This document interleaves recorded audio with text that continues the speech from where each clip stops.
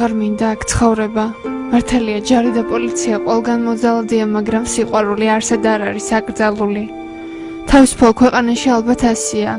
ხოდა მეც თავისუფალ ქვეყანაში მინდა ცხოვრება. შენ არ გინდა? მე შენთან ერთად მინდა. თავისუფლება არ გინდა? შენთან ერთად ჩემთვის ყველგან თავისუფლებაა. რომ წავიდე წამომყვები? მე ვერ გადმოვცურავ ზღვას. ვერც მე ასე კარგად სურვა არ ვიცი. ალბათ ასაპირებ. გადავფრინდები. ფრენა უკეთესად იცი? შენ ხომ ანგელოზი ხარ, მთავარია შენი ფრთები ორივეს გვეყოს.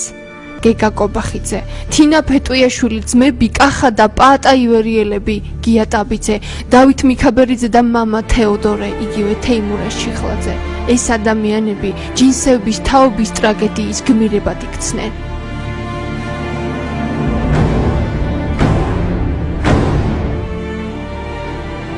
მაინც რატომ არ გეშინია არაფრის? იმიტომ რომ სიყვარულის არ მეშინია. იქ სადაც ადამიანის სიკვდილი 14 მანეთ იღირდა, ადამიანის სიცოცხლეს რაფასი ექნებოდა. თვითმფრინავის ბიჭების საქმე თანამედროვე პოსტსაბჭოთა საქართველოში ჯერ კიდევ აქტუალურია. დღემდე კამათობენ იმაზე, სინამდვილეში ვინ იყვნენ ეს ახალგაზრდები, ჩვეულებრივი ტერორისტები თუ გმირები, რომლებიც საბჭოთა ხელისუფლებას დემონსტრაციულად დაუპირისპირდნენ. წარსულს თურმე დაბრუნებად შეუძლია და განსაკუთრებით იმ შემთხვევაში, თუ იმ წარსულს ჩვენ თვითონაც არ ვშორდებით.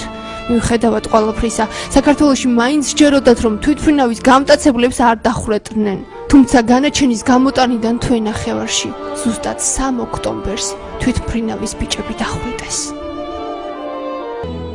ვერც ბრავს, ვერც როდის ვიტყვი, ვერ არა მაქვს მე ამის უფლება, რომ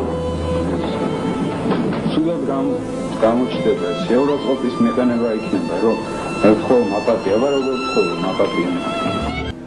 ჩვენ არასრული თავისუფლების მონები ვართ. კანი ამიდგლიზე ღმერთო, მიღაბი შემიხორცდა. ალამაზი ხარ, ნინია, რა საოცარი.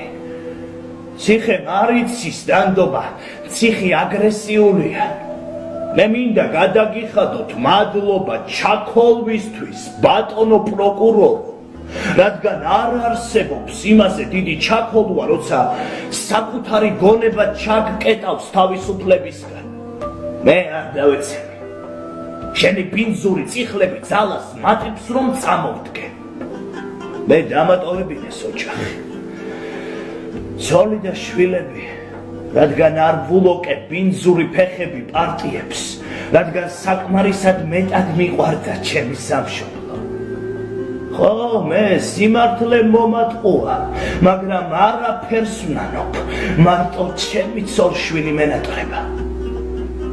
და თქვენ, ჯალათებო, გახსენით კარებები, შემოუშვით სიკვდილი, მე მას უნდა დაუმტკიცო უკდავება.